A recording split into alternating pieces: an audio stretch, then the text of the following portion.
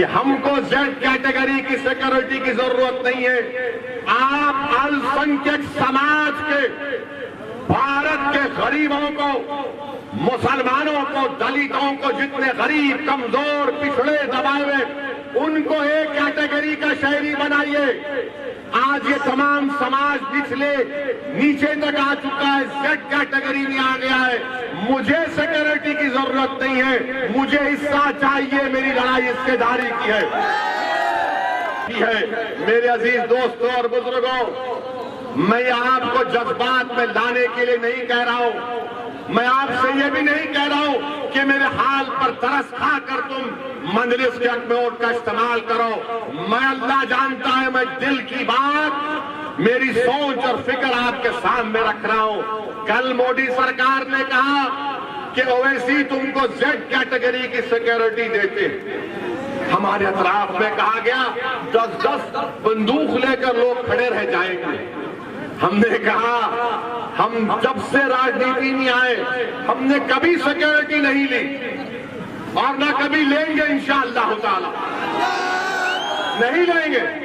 क्योंकि मेरा मानना यह है कि छपरौली की विधानसभा के लोगों को अगर उनकी जान का तहफ़्फ़ुज़ होगा, आपको सुरक्षा मिलेगी तो मुझे भी सुरक्षा मिलेगी। अगर उत्तर प्रदेश के गरीब को, दलित को, पिछड़ा समाज को, उसकी जिंदगी को हिफाजत मिलेगी तो हमको मिलेगी।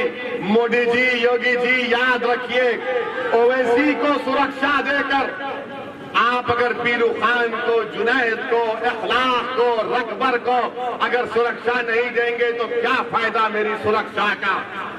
क्या फायदा मेरी सुरक्षा का? इस देश में, इस प्रदेश में गरीबों को सुरक्षा की जरूरत है। और योगी आदित्यनाथ का बड़ा बुलंदबान दावा कि हमने क्राइम को खत्म कर दिया। तुमने कौन सा क्राइम खत्म किया? हमको तो नजर नहीं आता कि इन तमाम जितने दुनिया में लोग आते हैं, अपनी माँ के पेट में पलकर जब दुनिया में आते हैं तो अल्लाह एक वक्त मुकर्रर कर दिया हर एक का, और हम और आप जाएंगे इस दुनिया से। मगर याद रखो, मैं मौत से नहीं डरता, ना मैं कत्ल करने वालों से डरता हूं, ना तुम्हारी गोलियां मेरी आवाज को दबा सकेंगी, ना तुम्हारी ताकत मुझे तुम्हारे ताल्लुक से डर में खौफ पैदा कर सकेगी। मुझ पर गोलियां क्यों चलाई गई? क्योंकि मैं बीजेपी की आंख में आंख डालकर आप गरीब मजलूम अवाम के हक की बात करता हूं। मुझ पर गोलियां इसलिए चलाई गई, मुझ पर गोलियां इसलिए चलाई गई क्योंकि मैं गरीब आवाम के इंसाफ का मुतालबा करता हूं। मुझ पर गोलियां इसलिए भी चलाई जाएंगी क्योंकि मैं हिस्सेदारी की बात करता हूं। मैं संविधान के दायरे में रहकर जब ये बात करता हूं तो इन जालिमों को पसंद नहीं आता। ये नादान, ये बुज़दिल ये समझते हैं कि ओवैसी की जबान को खत्म कर दिया जाएगा गोलियों से। अरे तुम्हारे में दम है तो मारो गोली। मैं मगर अल्लाह ने फैसला किया कि तुम्हारी गोली से मेरी मौत होगी तो मैं आपसे कह रहा हूं, आप अपने हर बेटे को, अपनी बेटी को मुझसे ज्यादा काबिल बनाना। अगर एक ओवैसी मरेगा तो तुमको मैं वसीयत करता हूं कि लाखों में तुमको मुझसे ज्यादा ओवैसियों को पैदा करना पड़ेगा। और याद रखो, हम दुनिया में आए तो जाएंगे, मगर अपने बेटों को, अपनी बेटियों को डॉक्टर बनाइए ताकि वो बीमारों का इलाज कर सके। अपने औलाद को जर्नलिस्ट बनाइए ताकि वो जालिम हुक्मरानों से बेबाकी से सवाल कर सके। आप अपनी औलाद को सियासतदान बनाइए, विधायक बनाइए, सांसद बनाइए, जिला परिषद में लेकर जाइए, चेयरमैन बनाइए, लड़िए। याद रखिए, जो ये चिड़िया होती है ना, जो आसमानों में उड़ती है, क्या वो अपने घोंसले में उड़ती है या बाहर निकलकर उड़ती है?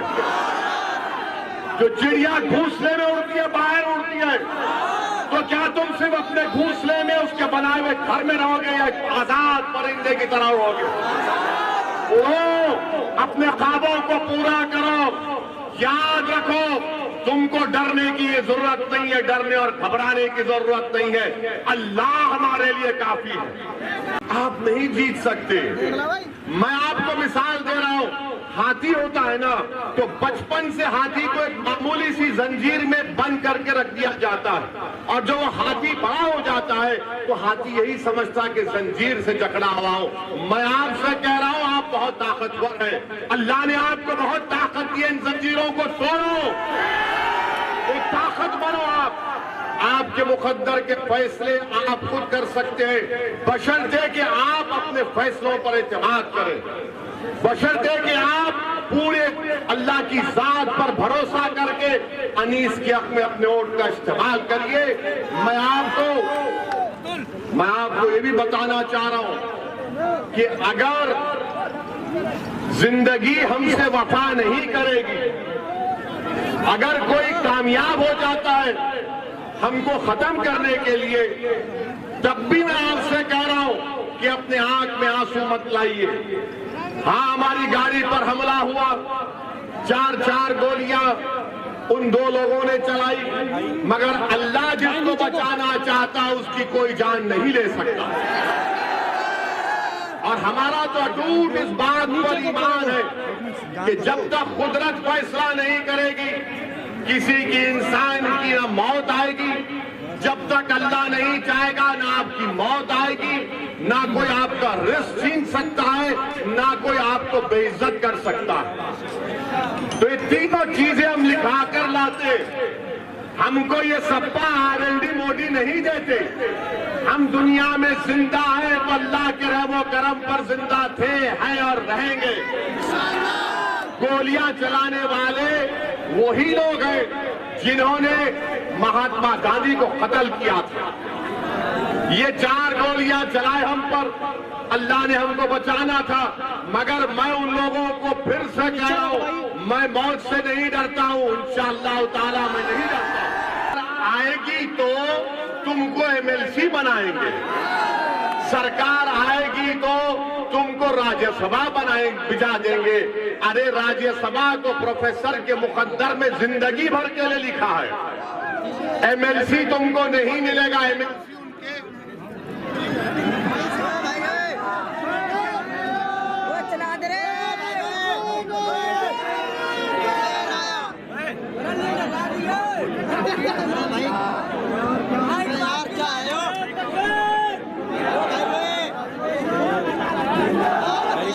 वैसे यहाँ पर लगा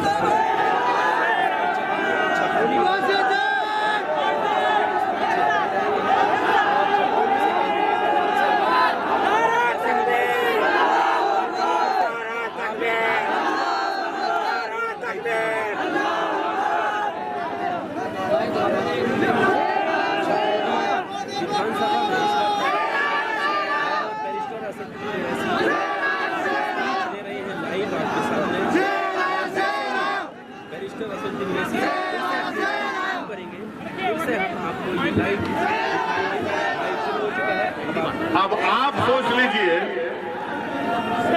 बाबा क्या कहते हैं, विकास किया। अरे बिजली का इंतजाम नहीं किया, क्या खास विकास किया बाबा ने तो कुछ किया ही नहीं।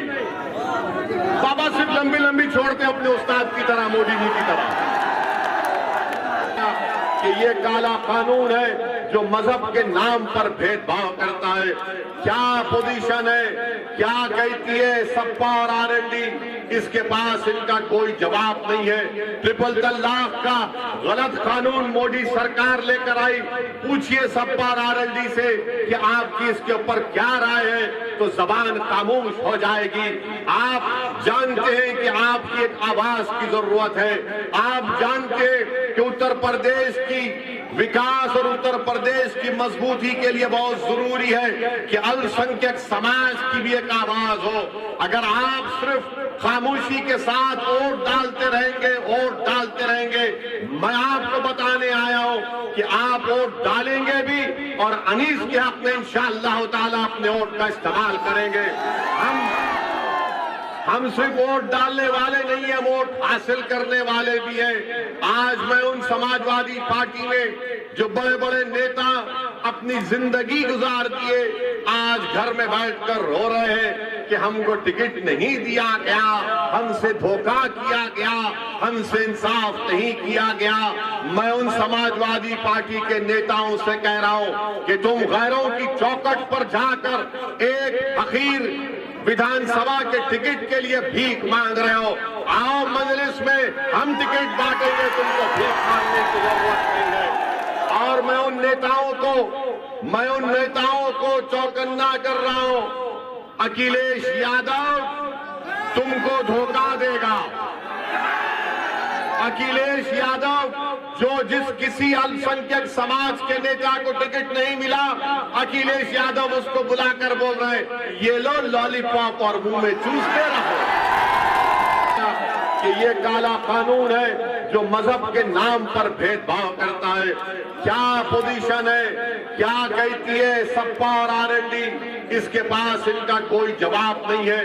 ट्रिपल तलाक का गलत कानून मोदी सरकार लेकर आई, पूछिए सपा और आरएलडी से कि आपकी इसके ऊपर क्या राय है, तो जबान खामोश हो जाएगी। आप जानते हैं कि आपकी एक आवाज की जरूरत है। आप जानते हैं कि उत्तर प्रदेश की विकास और उत्तर प्रदेश की मजबूती के लिए बहुत जरूरी है कि अल्पसंख्यक समाज की भी एक आवाज हो। अगर आप सिर्फ खामोशी के साथ वोट डालते रहेंगे, मैं आपको बताने आया हूं कि आप वोट डालेंगे भी और अनीस के हक में इंशाअल्लाह ताला अपने वोट का इस्तेमाल करेंगे। हम सिर्फ वोट डालने वाले नहीं है, वोट हासिल करने वाले भी हैं। आज मैं उन समाजवादी पार्टी में जो बड़े बड़े नेता अपनी जिंदगी गुजार दिए, आज घर में बैठकर रो रहे हैं कि हमको टिकट नहीं दिया गया, हमसे धोखा किया गया, हमसे इंसाफ नहीं किया गया। मैं उन समाजवादी पार्टी के नेताओं से कह रहा हूं कि तुम गैरों की चौखट पर जाकर एक फकीर विधानसभा के टिकट के लिए भीख मांग रहे हो। आओ मजलिस में हम टिकट बांटेंगे, तुमको भीख मांगने की जरूरत नहीं है। और मैं उन नेताओं को चौकन्ना कर रहा हूं, अखिलेश यादव तुमको धोखा देगा। अखिलेश यादव जिस किसी अल्पसंख्यक समाज के नेता को टिकट नहीं मिला, अखिलेश यादव उसको बुलाकर बोल रहे हैं ये लो लॉलीपॉप और मुंह में चूसते रहो। कर रहा था, मैं आपको बता रहा था समाजवादी पार्टी के बारे में, तो मैं समाजवादी पार्टी के नेताओं को कह रहा हूं कि आप अगर घर में बैठ गए तो हमेशा के लिए बैठ जाएंगे। आइए हमारे साथ आ जाइए, हम आपको अपने कंधे पर बिठाकर आपकी राजनीति को इंशाअल्लाह चमका देंगे। अखिलेश यादव आपको डुबा देगा और आपकी राजनीति को हमेशा के लिए दी एंड कर देगा, खत्म कर देगा। अब ये इनको सोचना है कि वो क्या करेंगे। तीसरी बात, यहां पर पिछले बार विधानसभा के चुनाव से किसको जिताया था आपने? किसको जिताया था? कौन सी पार्टी का था? अब कहां कूद कर चला गया? कुलाठी कहां मारा? अब उसका जिम्मेदार हम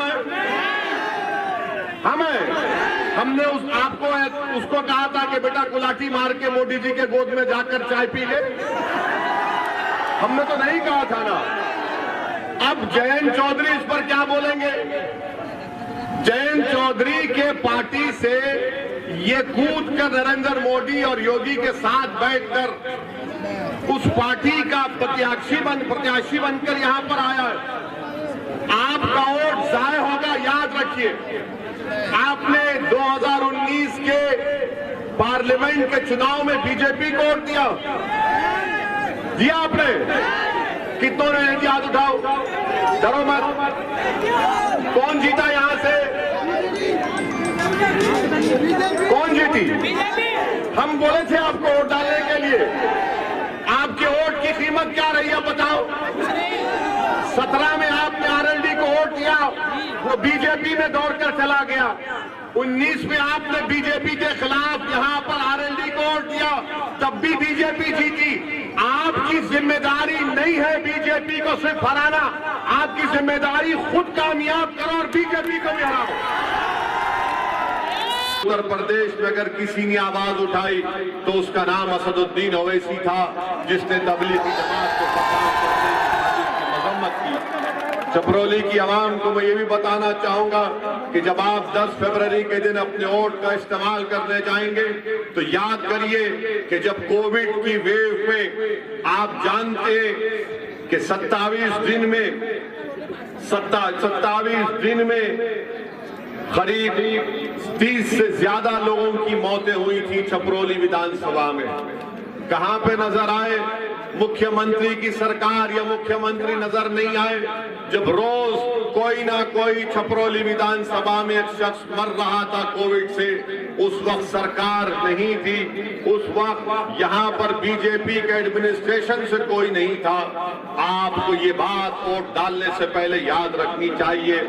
तीसरी बात जो मैं आपको याद दिलाना चाहता हूं कि छपरौली विधानसभा में 10वीं जमात के बाद यहां पर कोई तालीम का, कोई शिक्षा का इंतजाम नहीं है। बताइए कौन सा विकास का काम, कौन सा काम बीजेपी की सरकार ने किया। चौथा, यहां पर गवर्नमेंट के कॉलेज की जरूरत है, उसका नाकिस इंतजाम किया गया। यहां पर 13 लाख की आबादी में सिर्फ 24 पब्लिक हेल्थ सेंटर काम करते हैं। बताइए बीजेपी ने कौन सा विकास का काम किया। बीजेपी बड़े बड़े झूठे दावे करती है जो सच्चाई पर मुबन्नी नहीं है। दूसरी जानिब मेरी इज्जतदार माँ और बहनों, मेरे बुजुर्गों, मेरे गयूर नौजवान साथियों, मैं आपको ये बताना जरूरी समझता हूं कि जिन्होंने आपका वोट तो लिया, जिन्होंने सुरक्षा के नाम पर आपसे वोट लिया, जिन्होंने बीजेपी को हराने के नाम पर आपसे वोट लिया, जिन्होंने आपके बच्चों को सुरक्षा और उनकी शिक्षा के नाम पर वोट लिया, बताइए आज जब मसाइब और मुश्किलात के तूफान से हम गुजर रहे थे, ये कहां पर नजर आए। पूछिए समाजवादी पार्टी और आरएलडी के नेताओं से कि CAA के ऊपर आपका क्या बोलना है, तो इनकी जबानें बंद हो जाएंगी।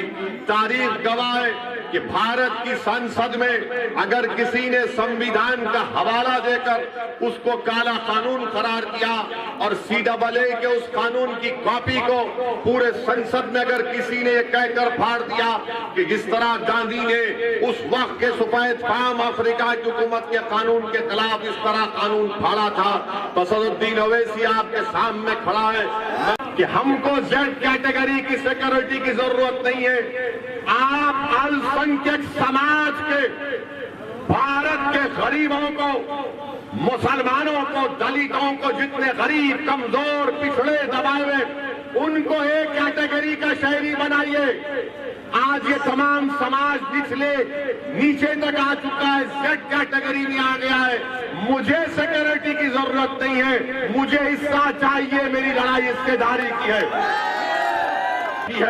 मेरे अजीज दोस्तों और बुजुर्गों, मैं आपको जज्बात में लाने के लिए नहीं कह रहा हूं, मैं आपसे ये भी नहीं कह रहा हूं कि मेरे हाल पर तरस खाकर तुम मंजलिस के हक में वोट का इस्तेमाल करो।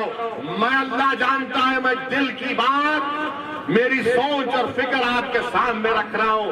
कल मोदी सरकार ने कहा कि ओवैसी तुमको Z कैटेगरी की सिक्योरिटी देते, हमारे अतराफ में कहा गया 10-10 बंदूक लेकर लोग खड़े रह जाएंगे। हमने कहा हम जब से राजनीति में आए हमने कभी सिक्योरिटी नहीं ली और ना कभी लेंगे, इंशाअल्लाह ताला नहीं लेंगे, क्योंकि मेरा मानना यह है कि छपरौली की विधानसभा के लोगों को अगर उनकी जान का तहफ्फुज़ होगा, आपको सुरक्षा मिलेगी तो मुझे भी सुरक्षा मिलेगी। अगर उत्तर प्रदेश के गरीब को, दलित को, पिछड़ा समाज को, उसकी जिंदगी को हिफाजत मिलेगी तो हमको मिलेगी। मोदी जी, योगी जी, याद रखिए, ओवैसी को सुरक्षा देकर आप अगर पीरू खान को, जुनैद को, इखलाक को, रकबर को अगर सुरक्षा नहीं देंगे तो क्या फायदा मेरी सुरक्षा का, क्या फायदा मेरी सुरक्षा का। इस देश में, इस प्रदेश में गरीबों को सुरक्षा की जरूरत है। और योगी आदित्यनाथ का बड़ा बुलंद दावा कि हम हमने क्राइम को खत्म कर दिया, तुमने कौन सा क्राइम खत्म किया हमको तो नजर नहीं आता।